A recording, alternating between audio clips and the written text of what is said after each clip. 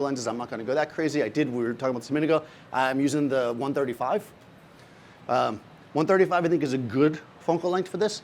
We just did a video about where you stand affects compression. So I'll just go over it quickly. If you want more information, just watch that video. Basically, the further away from somebody you stand, basically it compresses them, right? So their features move forward. It makes their nose come in closer. It makes their ears come forward. It does make the face a bit wider, but that usually works because we're going to light with hard light, which is going to shape the face, right? So this is flattening somebody's face. We're up. Are we live right now? Hey guys, we're live. You missed a lot of awesome stuff. Sorry, you should have came to New York City. What can I say? All right, so we're going to flatten the face a little bit. I'm going to use a 135. This is a Canon a 1DX Mark II, so it's a full frame camera. It has 2 card slots. Sorry, there's been a lot of crap on the internet if you guys haven't been around. It's a DSLR, but anyways, that's a Canon. This is not the camera I normally would use for this. Why? Sorry, Canon. It's not because it's a Canon. That's not the reason why. It doesn't have anything to do with card slots. It has nothing to do with that. This camera is only 16 megapixels. If there is one type of photography that megapixels matter, it is beauty. Why? Because they're going to have to retouch it, right? Which, when you want to retouch something, you need a lot of megapixels because they're going to want to blow it up, right? So you want a lot of megapixels when you're shooting beauty. If you don't have a high megapixel camera, rent one, right? Go at least 24, if not bigger, for beauty if you're kind of going in that direction. Most of the 5D-ish range cameras are that many megapixels anyways, but the high-end sports cameras like this one are only 16. I think the D5 is 14 or something like that, so if you're in Nikon. Okay. Other questions? Questions? Good. All right. So we've got this. We're going to basically shoot Marissa's face. Now, I didn't bring in a makeup artist and everything because I was cheap. No, because the last time it took way too long and we've been getting anything done. So we're just going to go with what she's wearing. She's, a relatively attractive young lady. We should be all right. Well, relatively. Yeah. So as I said, we're going to use hard light. I'm probably going to use, we're going to start anyways with the beauty dish because we're doing beauty, right? So that's what they made it for, right? The beauty dish is basically for those who don't know,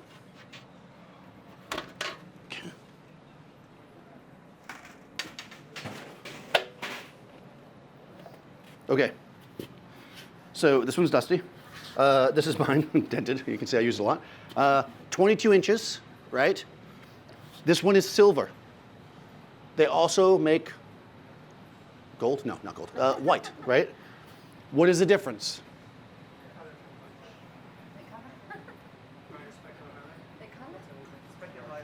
That's right, specular, right? So let's talk for a second about specular, right? So we talked about hard, soft. The other end of this is specular versus diffuse. Specular controls your highlights. Specular light sources like silver are going to make your highlights pop. So small light source that's specular is going to be contrasty, right? We're going to have bright highlights. We're going to have dark shadows. That's what we want. We're shaping the face, right? The thing that makes a beauty dish, besides the $400 price tag, is this guy in the center, right? This is a deflector. Why is this here?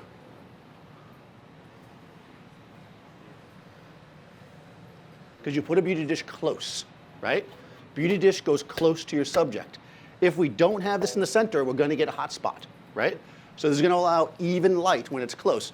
Why is it close? So we can shape, right? So this is not particularly, it's not the hardest light in the world because it's 22 inches and Marissa's head's not that big. So if we keep it relatively close, it's not going to be crazy hard like a Magnum reflector, which is my favorite thing, which we might use. But it's going to be nice and hard. So the dent in it is extra. All right, so again, this is a Profot B10. Now, we're probably going to use our grid because it was very expensive, so I always want to use it. So what a grid does is it narrows the throw of light, right? What doesn't it do? Focus. Does not focus the light. Focusing the light makes it more intense, makes it brighter. This does not make your light brighter, it just narrows the throw. It kind of feathers it into, which makes kind of a nicer throw. I like grids, it also pumps up the contrast a little bit. I'm a fan of grids. I think they're really useful because it helps you put the light where you want it and not where you don't want it. Depending on how you're going to roll, we may start without it because I'll show you a couple different things. You know, don't just always use it because you can. I mean, it is expensive, but it costs almost as much as a dish. They're handmade in Austin, Texas. No, it's not true. I don't know what they're making. All right. We got a beauty dish. We got a beautiful girl. We got a camera. That's the only compliment you'll get from me today. All right, so typically speaking, I just walked around in a circle for no reason, like a cat.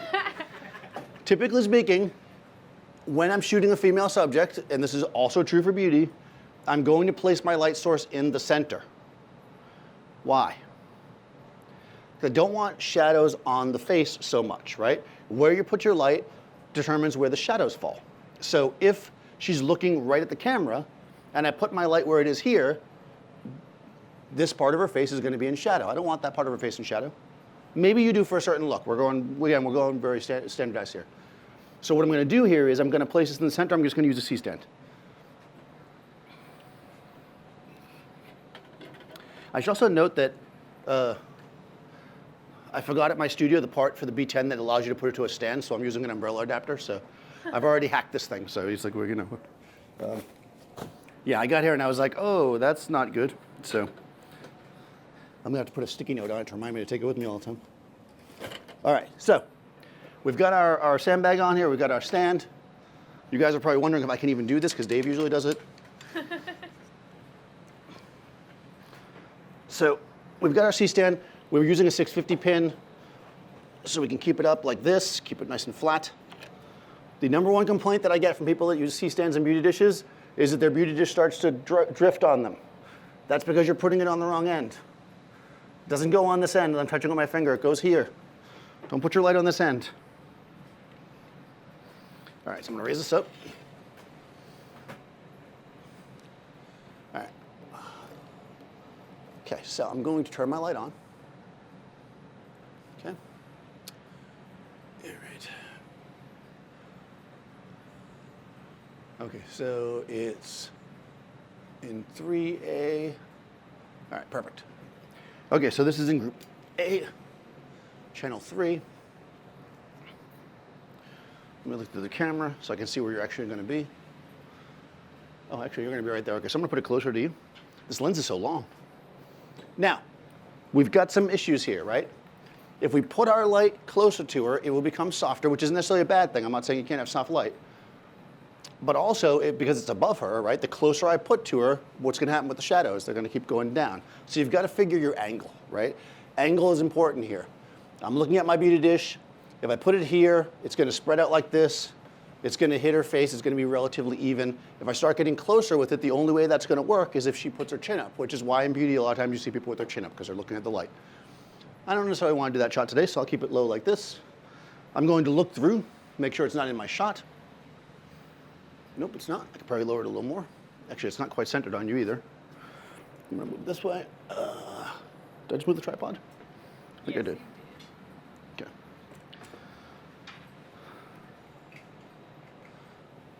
Is that centered on you? Here, this way. Which way? This way. Okay. All right. All right, so that's where the light's going to go to start anyways. Yeah, there it is. There she is. We got the 135 on here. That all looks decent. Okay, so I'm framed like this with the 135. I'm about 5.5 feet away. It's pretty good, right? I don't like to be that much further away personally because I don't like to have to yell at people. But again, if some people like to shoot with 200, that's up to you if you want to go that route. Okay, so we've got our beauty dish in place. We'll cover how to get the pictures next time. So I'll see you guys later. No, I'm just kidding. All right, so got you there for a second. You were like, we waited all the time for that? All right, so let's go back for a second. We want to be able to control our light, right? This is key here, right? We're not just going out and shooting. You could go outside, let's say on a sunny day, and shoot a beauty shot like out on the beach or something, right? You could do that. You could do, why not? The sun's a nice hard light source, right? You probably get something. We're not doing that, right? We're inside, we're controlling it, we want something that we can repeat. So what we want to do is we want to set our camera, before we do anything else, so that none of this external light is going to affect our shot, right? I don't want all these lights that are lighting me up to affect Marissa because I don't like that light on her. It's coming from the wrong direction and it's fluorescent. Ooh. Okay, so I'm going to set my camera so that none of the light in the space is affecting my shot. I do this all the time, so you guys should recite back to me how to do it. Just in case you don't know, we're going to set our camera at its lowest ISO within its normal range. So 100 in the case of the Canon 1DX Mark II. Then we're going to set our shutter speed at its maximum shutter speed that synchronizes with the flash.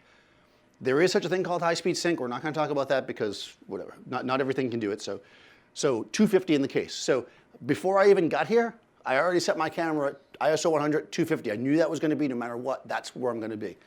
Then we set our aperture. It needs to be closed down enough so that none of the ambient light will affect our shot. So you can do a few things. Use the meter in the camera. You could use a handheld meter to read the light in the space.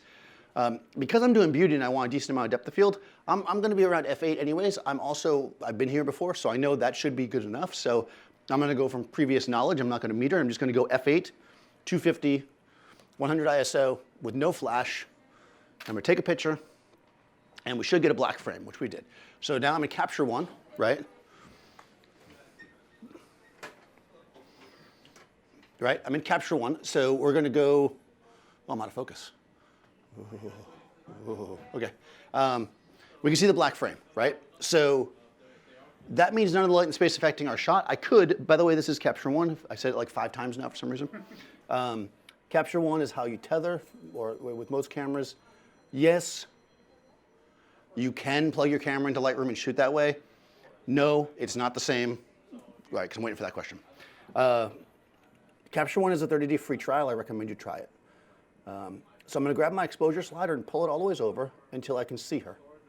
Oh, there she is. Perfect. Done. Okay. No, that means, right, I can barely see her coming up, and I'm 4 stops of exposure comp there. That means she's well underexposed, right? So I don't have to worry about these lights in the space affecting her at all. I'm going to go back to 0 here. And I'm going to start to set up my flag. Actually, let me go back here. The thing about capture one is everything that you do stays for the next exposure, which is key in tethering. So if you do make a change like that when you're checking something, make sure you reset it. Otherwise, later you're going to be like, why is everything wrong? I speak from experience there, believe me. All right, so we're in capture one. We have a black frame. We see Marissa. We have the light. It's set on channel 3A. I'm going to put the camera on. Okay, because this has TTL, and because I didn't pull the light meter out, we're going to use it. So TTL means through the lens metering. What that means is, in theory, I'm going to use the camera's meter to power the flash. So basically, I'm going to set the camera at my exposure. Actually, it was f9. We'll just leave it there. Why not? F9 is cool. I'm going to turn the light on. I'm going to turn the flash on, the remote, I should say. I'm going to have Marissa look at me, and I'm going to make a photo. It should give me an exposure that is, well, ideally, it would be exactly right on, but I'm going to say it's not exactly what I want. I can tell you right now. So we'll take a shot, and boom. All right, so we have an exposure. It's not terrible, actually. I'm going to look. Okay. Yeah, we got detail. So yeah, it did. Canons tend to push it right to the edge of the highlight. If you are paranoid, just set your exposure comp a little bit lower. I like it bright, so I'm actually good. That looks decent, actually. It's not completely even on her face. Her forehead is brighter, and that's because the light is closer to her forehead, right? So the only way we can compensate for that is to either back this up or make sure she has her chin up slightly, which I think will work for us. The other thing that we can do too, just so you guys know, is these kind of lights have what's called a modeling light, so I can throw that on so I can see, and that will help me aim it better. That's pretty good. Are you leaning back? Yeah. Yeah, I thought so. Okay. Do you want me to not? No, you can lean back as long as you stay the same way. What's important with this is that it's consistent, right? There we go. That's the face that she's making when she's happy she can lean back. That's the, oh, I can lean back, I'm happy. Okay, so now she actually demonstrated the second part of what I said. The further away from the light she is, the more even it is because inverse square, right? So now, nice and even, sharp. Yeah, it looks pretty good. All right. Dark shadow under her chin, which we don't necessarily want. Maybe you do, but not in this case. So we're going to take care of that. Background is gray. Why is the background gray? Because it's gray, right? Well, it's gray because this light is going past her and hitting the background. Remember, with no... The grid Well, with no grid, yeah. With a grid, we'll take the light off the background if we don't want it to be gray, but I kind of like the gray background. Let's just show what the grid will do. I don't think I'm going to use the grid, but let's just put it on so we can see the difference. Starting power. Starting power. Yeah. Oh, I don't know. Let me look. 7.7. How many watt seconds is that? Do the math. All right. Did you say that's okay? All right, so it's a 250 watt second light. So 125 would be 9, 8 would be 80-ish, but 75, not quite 75, 60 somewhat. So right now I'm using about 75 watt seconds, roughly. There's only one B10, right? I just have it in the B10, yeah, that's all it's lighting it so far. These other lights aren't doing anything, they're just there for show. It's always important to have more lights than you need so you can charge more, even if they don't work. Okay, added the grid. It's kind of nice actually, right? You weren't gonna buy the grid, then all of a sudden you just pulled your credit card out and you're like, oh, you know, actually, it was kind of nice. All right, so the grid has feathered the light. It's added some contrast. It's still properly exposed. Why? Because I'm using TTL, right? Even though I added a grid in front which absorbs some of the light, and I'm now at 8.2. So it took about half a stop worth of light for the grid. So now we know. So whenever anybody asks how much light the grid takes, half a stop. Okay? We just figured that out. I kind of like this now, so I'm going to stick with it. I wasn't going to do it, but hey. This is pretty decent. She looks good. You're almost looking too good. You're making it too easy. People are going to think this is easy. They're all going to want to be beauty photographers. All right. Let's see if we can fill in. I actually like the shadow under her chin, so I don't want to fill it in with a light. It's typically in like a portrait, right? You would be like, well, that's a bit much. Maybe I'll put like a light underneath and do like a clamshell or something. I don't want to quite do that because I want the shadow. I want to shape her face, right? We don't want her to have a baby face. We want her to have like a nice, squared off, powerful jaw. So I'm going to take this reflector, made in Brooklyn. How many degree grid? What's that? Someone asking how many degrees? It's a 25-degree grid. That is a good question. The question was, how many degrees are the grid? 25. I believe the beauty dish by itself is about 100-ish degrees, although the silver one's a little tighter, so maybe like 90-ish. So we're dropping it down to 25 degrees. That's your spread, right? So I have this reflector, PROFOTO reflector, and I'm going to bounce the light up under her chin to fill in. It is white. If that's not obvious, she will hold it, because she's getting paid a lot of money for it. She will hold it flat, okay? Now we can turn on the modeling light, and we can see that it's hitting the reflector. It is key, I say this a lot and people think it's funny, maybe it's funny, but when you're using a reflector, the main thing to consider is make sure your light is hitting it. I cannot tell you the number of times I've seen somebody use a reflector and there was no light hitting it, and I'm like, what are you doing? That reflector is doing nothing. The light has to hit it. It also needs to reflect back up where the shadow is, right? So light hitting it and going where there's no shadow also doesn't make sense. So yeah, those two things. Keep your head straight. There we go. Perfect. All right. Now we got the reflector. Filled in a little bit. Still got the shadow, right? But now it's filled in. So she still has that shape, right? We could fill in even more by moving it closer to her or maybe using silver. The silver is going to give us more reflections. It's also not going to be perfectly even. It's going to be kind of a little dappley, so that could be kind of fun. I could. Bring that in nice and close. Do your grill. Good. Ooh. There we go. Silver filled in a bit more. I kind of like silver, actually. And the silver added a little extra catch light. Boom.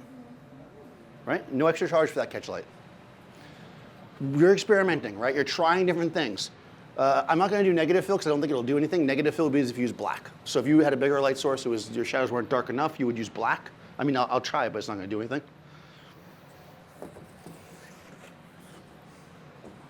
This is a flag,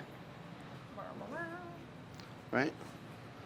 This is the stuff you do while your client's looking, so they feel like they justify how much you're charging them.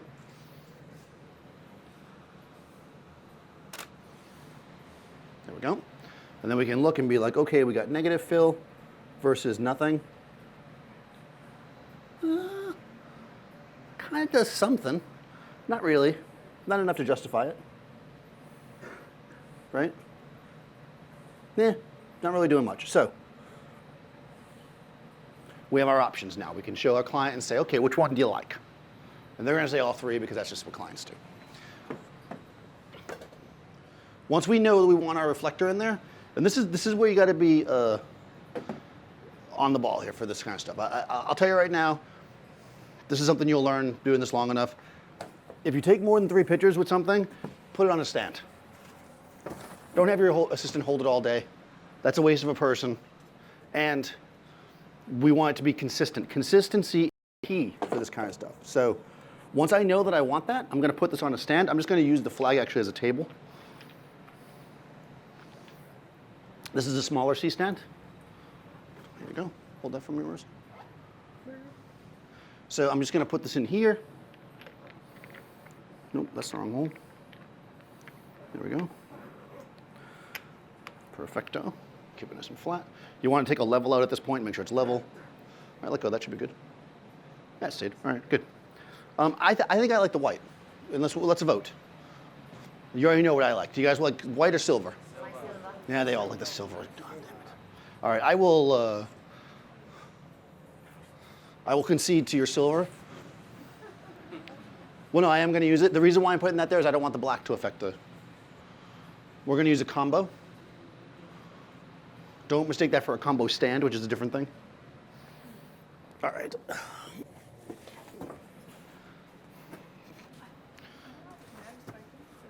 What? It's off center? Okay. Which way does it need to come? A little bit more. That's perfect. Maybe you're off center. Okay, so let's try again. All right, so we're moving the light. And by the way, I joke with Marissa because we work together a lot. It's important, and I can't tell you how many people don't do this. This is good, important with reflectors, it's important with lights. You can ask the model and be like, is that in the center? Can you see that on you? Because they'll know if they're lit, right? Somebody knows that they have light on them. So yeah, don't feel like that makes you like look unprofessional. I'm not afraid of looking unprofessional. Obviously. Ah, there we go. That's pretty nice. All right, so far we have one light in a beauty dish with a grid and a silver card, right? That's what we got going on so far. It's working so far? Everybody's feeling it? All right, I think this is all the light that we're gonna put on her face. So now I'm gonna do the next step, which is white balance, right? I like this. If you're doing really like hardcore beauty stuff, you should get the X-Rite color checker. The cardboard one with all the colors on it. That's going to allow people to go in there and really tweak the color in post, but for 99% of everything, this is fine. This is a PhotoVision digital target, so we're just going to hold it in front of our grill. So it's important when you're doing this that it has the same light. Doesn't need to be in focus. I'll turn off the autofocus. There we go. It has the same light that she's going to get, so you don't want to do it until your light is locked in, right? Because if you change the light, the color might change, right? So now I'm going to do that. I'm going to take my little dropper. I'm going to drop on the gray part. It barely changed because the light itself is really clean. And then I'm going to shoot her again. Now, if you somehow forget to do this, you can do it at the end and then apply them to everything. Just make sure you get the shot before the end of the day. I always do it at the beginning, just so I don't forget. Okay? Nice and clean, right? Yep, there she is. Okay, so the other thing that we're going to do, I'm going to turn my focus slider on. This is the focus area of Capture One. I usually go like that when I'm shooting. So the reason for that is, oh, you can't see it because of the little things in front of it. Sorry, online people. Well, actually, I guess you guys can't see that. Can you move that multicam thing to the side? I'm really paying the butt. That one that's covering the thing that I was trying to show. Can you put this there? I almost knocked the whole thing over, isn't it? All right. Sorry, I'm very particular. Or just turn it off for a second so I can, yeah. Okay, you see the eyeball down here? So in Capture One, right, we're gonna find what's important, right? We always want the eyeballs to be in focus. So I'm gonna go on here, I'm gonna take my little magnifying glass, I'm gonna click on her eyeball, and then it's gonna stay down there. Now when I'm shooting and my assistant sees them coming in, if they see the eyeballs out of focus, they can say, hey, the eyeball's out of focus. They can keep track of that. Because when you're shooting, things start moving around. So I always stay there, keeps it nice and clean. We can see the shots coming in. If I just start going through them, you're gonna see them come in, you're gonna see they're in focus, everything looks good. Yeah, that's cool. Questions? That make sense so far? All right, we're cranking. I think it's actually faster without Dave. No, I don't see that. All right. So should we put a light behind her? I kind of like it. It sucks when you get this far and it looks good. Because you want to use more lights, right? Because you can get paid for more lights. Yeah, let's put a light in the background. So let's say we want to light our background. Now, typically when you're doing beauty, and this is maybe is going to seem counterintuitive too because you're only shooting her face, you kind of need a bit of space, usually. Although I didn't set myself up very well for it here. The reason why is you always want to light your background separate than your subject, because the lighting on your subject is so important that you don't want the background light to affect her, right? So generally when I'm shooting beauty, I'm going to actually take cards and put them on either side of her, just out of frame, so that none of the background light affects the front. You want to be really precise. We're not going to do that here because we don't have space, but basically what you would do is you'd get black cards like this, or bigger ones like V-flats. And once we're set up, we're going to literally put them on stands like this, right? Right? One here, right? And one here. So that none of this light affects the background, none of the background light affects my subject. I want them to be separate. They need to be completely and totally separate. Okay, plus it looks impressive. All right, so let's throw a light on the background because we feel like it. This is a Profot B10. If you ever wondered how much it costs, it is $1,995. There's a price on it right there. There's always a price on that light, I don't know why. All right, what should we do? Should we give her a backlight, like a separation light, or should we light the background? What do you guys like? Which one? Separation? You don't care. He does not care. He's like, I didn't even come for this class. Why am I even here? Yes. You want to use another beauty dish? I haven't got that kind of budget. 2 beauty dishes? What am I, like rich? 2 beauty dishes. What is this, really nuts over here? 2 beauty dishes? God. All right. I'm going to use this 1x3 strip. Why? Because it's what I have, and you'll take what I give you. All right. So, yeah, we'll do like a separation light and the back. We'll light both because we have 2 lights. I can do so much with 3 lights. One beauty dish, one ugly dish. One ugly dish. Yes, exactly. All right. I mean, I have used the beauty dish as a hair light, but not today. I do only have 1 sandbag, so if this falls on you, I apologize up front. All right. It's okay to drop stuff on the model as long as you apologize up front.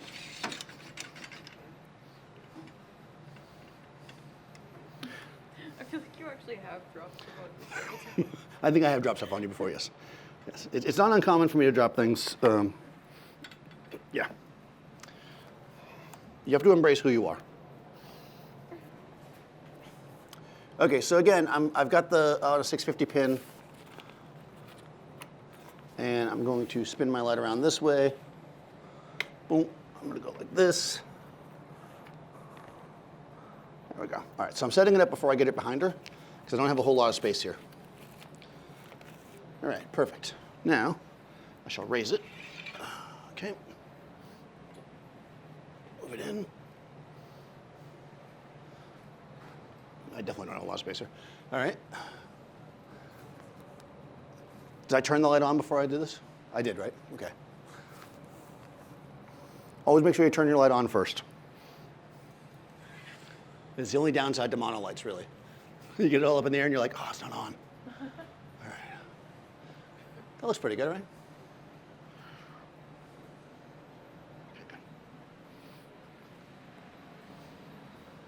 Okay, so that's B. Nope, I don't think I turned it on, guys.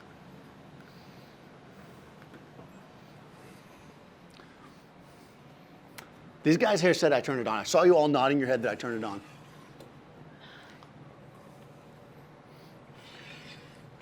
You just want to see me do it twice. Oh, no, it's on. Oh, it's on the wrong channel. There we go. All right, I trust you. All right, good. Now, all right. So yeah, it was on channel 1, but you never want to be on channel 1. Because everybody uses PROFOTO and they're all on channel 1. So like never go on channel 1. And don't go on channel 3 because that's my channel. All right. One question they have is, how do you get the eye so sharp just out of the camera? Are you moving the autofocus points right on her eye? So how am I getting the eye so sharp right out of the camera? Am I autofocusing on her eyeball? Yes, that's exactly what I'm doing. Plus I'm shooting at f9, so. Okay, so I'm gonna turn off my front light for a second, and I'm just gonna shoot with the hair light to see what it looks like. Because I'm in TTL, let's just see what it does. Oh, interesting. Okay. That looks terrible. Good, that's what we want. So let's say that you love retouching, and you're like, oh, I can charge for retouching. Man, I'm gonna make sure every flyaway hair comes forward. This is exactly what you want. All right, so it's way too bright, obviously. Why is it too bright? Because I have it in TTL. It's trying to make an exposure on the front of her face, but I'm lighting her from the back. So of course the exposure's not right. I really did this just to see where it's falling. Yeah, it's a little bit too far. I'm going a little asymmetrical with my hair light, but I don't want to go that asymmetrical. All right, I think that's probably pretty good. So we know that's too bright. It's probably too bright by, actually, let's just turn the front light back on and see what it does when they're together. Let's see PROFOTO, how's your TTL gonna work for me today? All right. Okay, not bad. All right, so it's too bright. So what happens when you reach this point, right? We've been using TTL. Now we're at a point where it's not gonna give us really what we want, right? Because it's a camera, right? It doesn't know, or it's a light, it doesn't know what we want. We don't want the hair light to be that bright. So I think what we're gonna do is switch to manual. So when I switch to manual here, now I can control the lights independently. I'm gonna go to light B, and I'm gonna drop it down 4 stops. Why 4 stops? I always go with even numbers. Why? I don't know. Okay, that's almost perfect. I'm gonna bring it up half a stop. Okay, good, here we go, chin up. Okay, now we're just getting some separation there. It's very subtle, but it's there, right? You guys see it? Nice. It's still a little hot on top of her head, but I kind of like it. Maybe I'll feather it down a little bit more.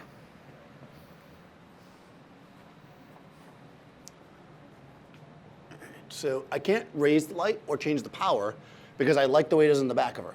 What I've got to do is change the angle, right? It's hitting her here, so I got to basically just tilt it. This is where I drop the thing on my head. If you've been waiting for that all night, this is the time. Okay. That looks pretty good. All right, we'll see. Perfect. All right, good. That's the exposure I wanted. You notice I shook that, I didn't even look through the camera, right? You were impressed by that, I could tell. And that's the one right there. She's about to sneeze. All right, we've got like a little bit of a gradation on the background, which I kind of like. Totally did that on purpose. But I think we want to give it a little more juice. Let's give her a little bit more oomph on the background, right? We want that background up. But first, let's get a good shot like this. All right, so good. Yeah, that's pretty decent. Yeah. All right, I'm being Seth there, 'cause Seth always says that. If you guys ever see Seth, he's like, look. Oh, he's watching right now. Look, Seth, look, the eye, what's that called? Ask him what it's called, the eye what? Eye something? Tear line or something. He'll tell me what it's called. All right. His camera has more megapixels than mine though, so I can't do that much. Anyways, all right, that's not bad. She's looking a little scared, right? Maybe she's afraid because we have too many lights going on. Let's do one more where you're not so scared. Sell that makeup. Sell it. Sell it. Okay.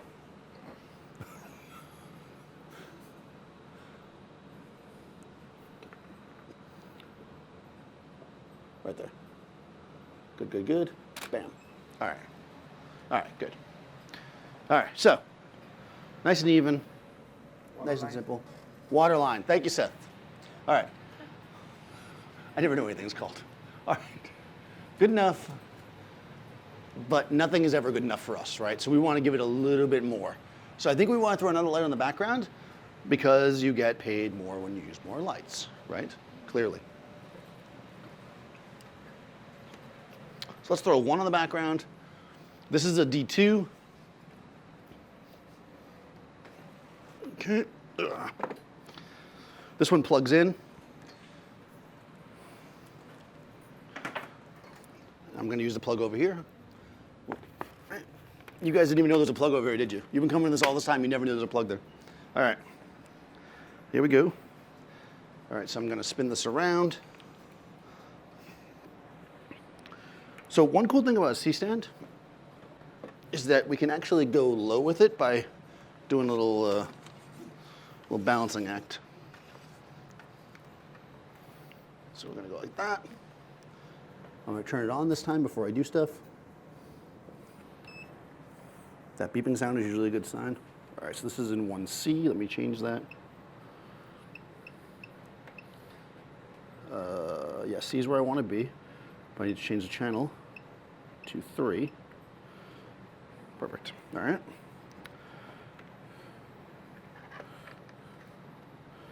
All right, so I'm just going to slam the background with light.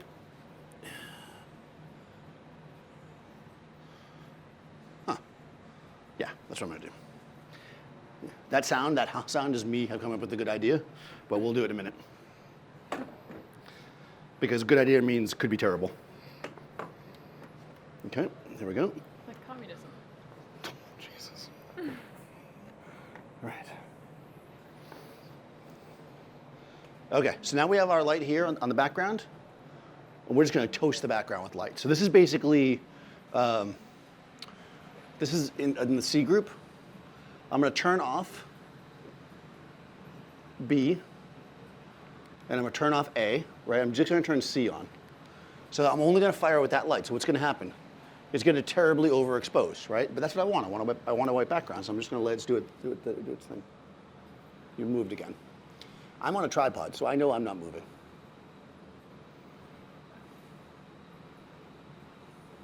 Good. All right.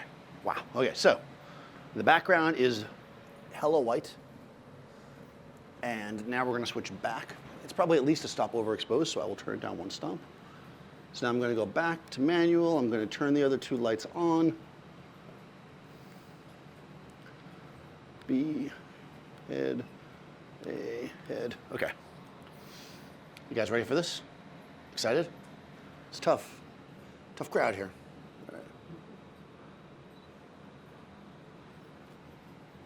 She's making me move my tripod. That's okay. Yeah, you're slouching.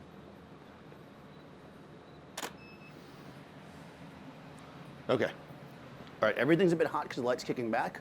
Wow, it's like you're from another planet. Godox is taking out a similar light. How do you compare the specs for the B10? Godox is coming out with a light. How do I compare it to the B10? I don't. I mean, quite frankly, that stuff's is a whole different world. All right, here we go. Here we go. I'm going to bring A up a bit. So at this point, I'm tweaking the lights to get it where I want it. Good. I'm going to bring the background up a tiny bit. Now it's all about the tweak, right? There we go. All right. So now we've got that even light across her face. She's not centered anymore, though. I will say this. Stay where you are for a second. You may notice it's very subtle, but because all this light's kicking up from the back, right, bouncing off this gray paper, it's actually affecting our color a little bit. It seems a little warm to me. So I'm going to actually re-white balance now. Normally, if I was keeping, remember earlier I said make sure your lights are totally separate, but I'm not doing that. This light is 100% coming forward and hitting this, so I think we're getting some contamination, so I'm just going to re-white balance. Just to make sure we're good. I could just be thinking that and it's not true. Wouldn't be the first time. I'll take it.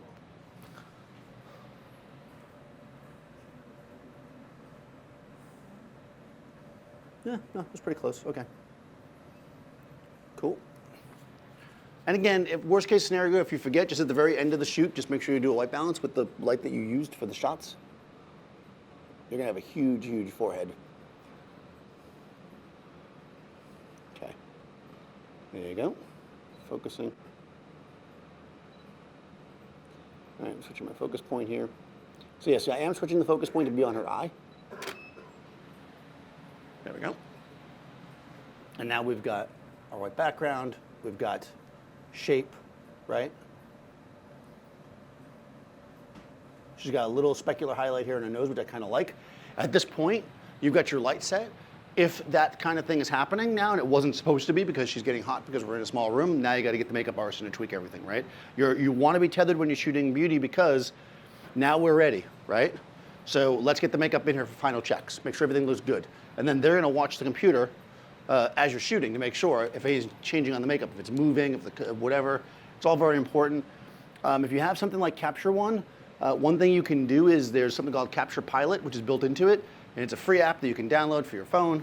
And basically, you can allow your clients to see the catalog as you're shooting.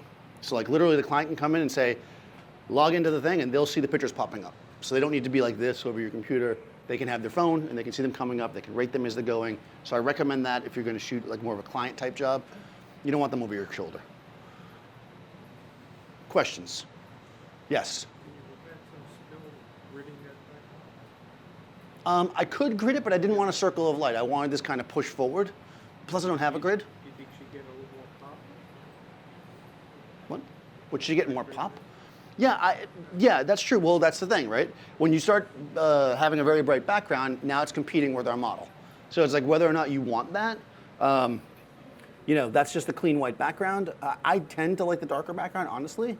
You know, but we can see the difference. And we have both options, right?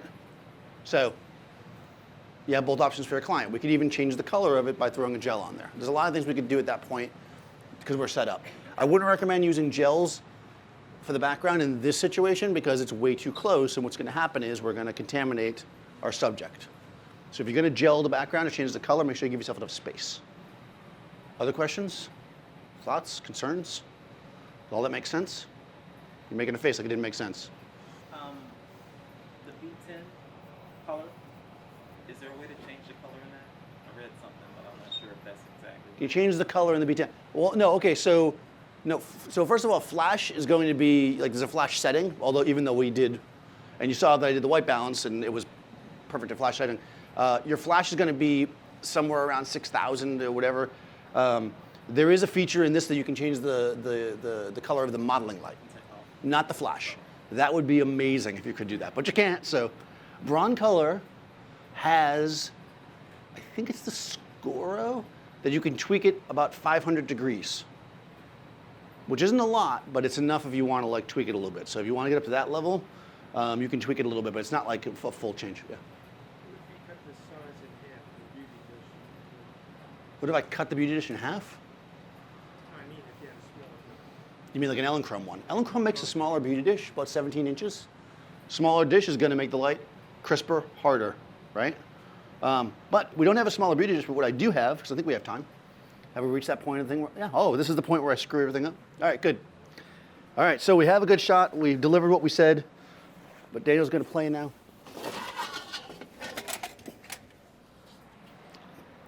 Okay, this is, who knows what this is? This is a Magnum reflector. Not only does it have the coolest name of all reflectors out there, it's a very, very, very punchy light. It's very specular. It's smaller than a beauty dish, so it's harder. It's not going to be quite as even because it doesn't have the deflector in the center. But I love this for beauty. I love a Magnum for beauty. That's why I have it. I do not have the grid for it, so we're just going to go straight Magnum. We're going to give it a shot. Also, it was a good show, Magnum PI, right? With the Tom Selleck.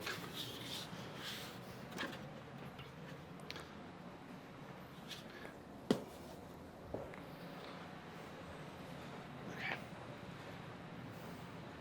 Magnum reflector, right? On the B10. This definitely works much better when you have the glass dome.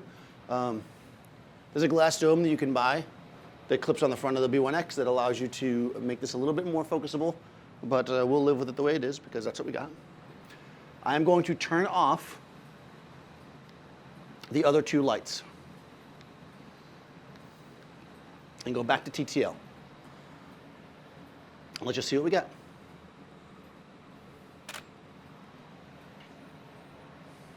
Okay, done.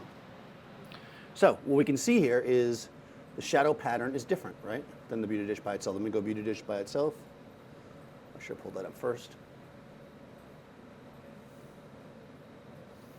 Finding a similar head position. Well, I guess you were leaning back at the beginning. No, I guess this is close. Okay. See the difference? Right? Magnum. Beauty Dish. Magnum. Beauty Dish. See the shape of her face is slightly different.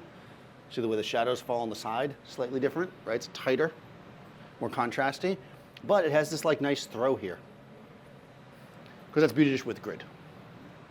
Let's see if I just have Beauty Dish. Okay?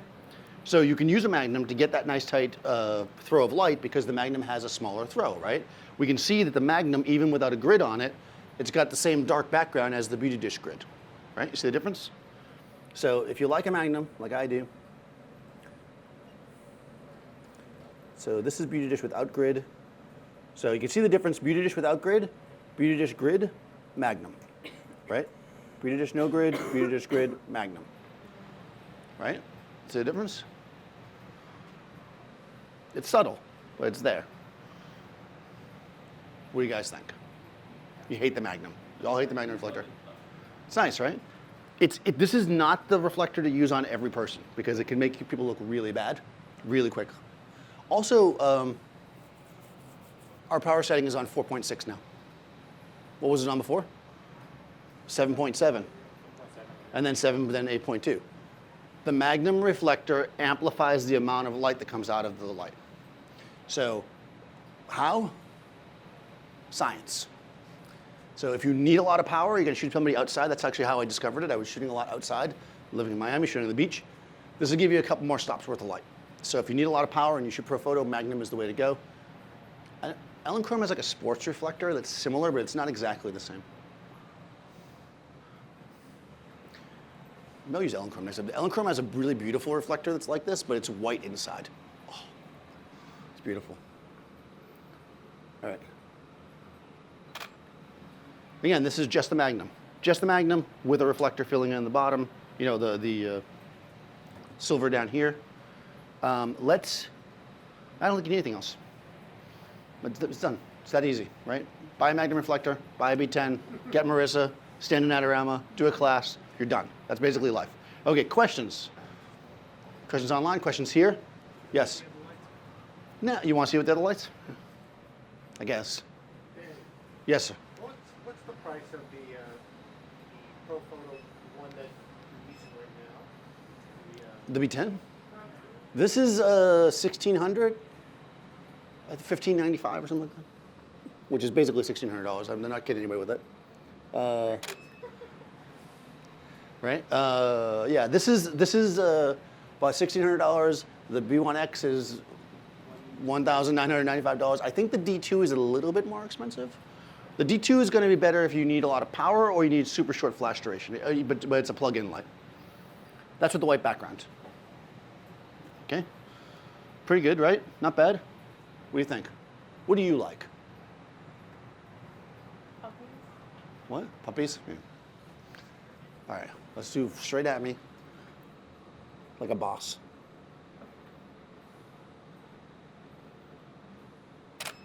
There we go. All right, cool. That's with the white background if you like that. Other questions, thoughts, concerns? No? Wow, that was easy. All right, you sure? Or you're just so confused that you're just like, whatever? Because we even started late. I don't know, is Dave watching too? Dave, why is it faster without you? What's going on? I think Frito's turning it out over here. You guys can stay in Amsterdam. No, all right, yes. This capture one goes straight into Photoshop. You can open directly into Photoshop from Capture One, yeah. It doesn't tie in as nicely as the Adobe product, but it's definitely better for capture. It just depends on what you do. So if you're shooting this kind of stuff and you're shooting tethered in the studio, it's definitely worth looking at if you guys don't use Capture One already. It does not work with every camera, but it works with most of them. So depending on what camera you have, I know it does not work with Fuji's currently because Fuji is competing with Phase One and Phase One makes Capture One. Doesn't work with Hasselblad for exactly the same reason. But but most other cameras it works with. So, yeah.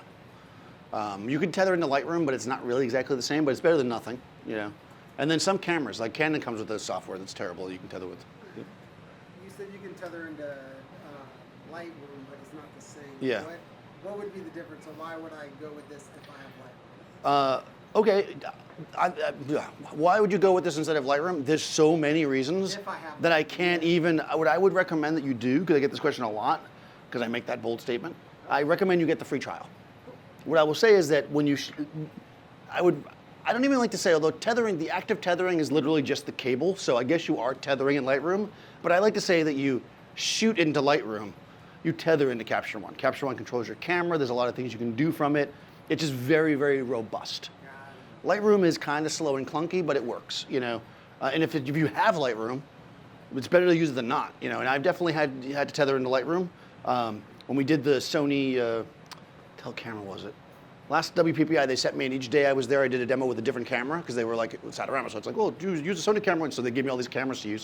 So I had this bag of cameras, and I had to use, I forget which camera I was using, but I had to tether into Lightroom, and it wasn't terrible. It worked. I think it might have been one of the Nikon. There certainly is a lag that I even It's a lag. You don't have all the same controls. It's just not the same. I mean, if you're good at Lightroom, you can make it the same because you can apply, you know, your settings to it and stuff. But Capture One just kind of does it, you know, because it's made for it. So I recommend it. And like I said, it's 30 days free trial. You get nothing to lose. I got nothing to gain from it. Then how much is it after that? I think it's about $300. Yeah, for the first time. And then, I mean, I haven't bought it in a while. Yeah, I mean, usually the upgrades are like $100. Like I just upgrade to 11, it was $100. So yeah. Would you use the small B10 in the studio out of choice, or would that be best kept for location work? Would I use the B10 in the studio? I think the B10 could be useful for the studio because, well, I'm using it right now because they gave it to me to use, and I was like, well, why would I use it right now? But yeah, I mean, what's nice about using it in the studio is you can plug it in. So that is an advantage. I wouldn't use it over a D2. If I was a studio photographer, I would buy a D2. I mean, or even a B1. I mean, B1? D1, which are plug-in lights. Because why would you deal with batteries if you never need them? But it's a very nice light so far. I mean, I've used it about half a dozen times, so it's pretty cool.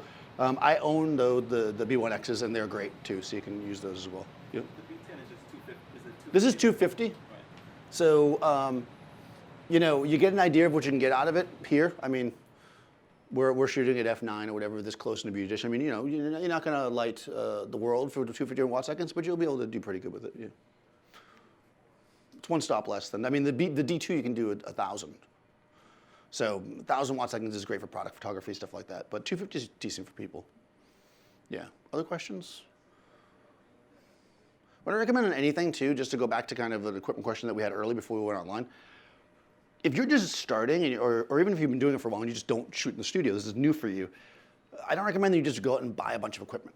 Because it's tempting to just buy something cheap or buy something expensive because you see somebody say to buy it, that you don't need or isn't right for you. What I recommend you do, especially if you're in New York or even in almost near any large-ish city, rent stuff. Rent different brands, rent different modifiers, see what you need. You'll see what works better for you. You might prefer, you know, whatever light. You know, I wouldn't immediately just go out and buy something. I think it's a bad idea just to buy lighting right away because lighting is a long-term investment. I was actually in my studio the other day pulling some stuff out. I pulled out my Acute 2400 pack that is 15 years old.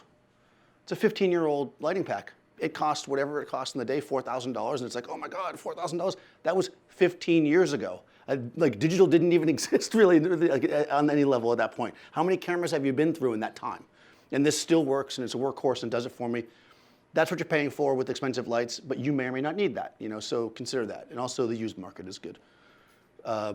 Questions? Other questions about that?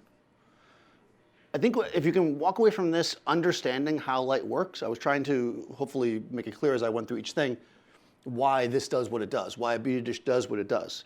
You can take what you have to create this. Like that's the point, right? Yeah, it's convenient. If I have a job and a client, I can get that piece of equipment and do it. But if you have nothing, you can make it work if you understand why things work the way they work. So understanding light, understanding exposure, all that stuff is more important than any gear that you could possibly have. So yeah, keep that in mind. So I don't know when I'm back. I think next month, because we've got holidays coming up. So I don't know when we're closed. Buy all the seamless paper that you need. That's what always happens, right? It's like you run out of seamless in the middle of the month. Adorama is going to be closed, but we'll still be putting videos out, so check that out. If you guys don't follow me already, but please do. Daniel Norton Photographer. Follow Adorama, of course. And yeah, we're good. Thanks, guys. Thank you. Yeah. Cool. That was nice. Good job, Marissa. That wasn't the worst job you've ever done.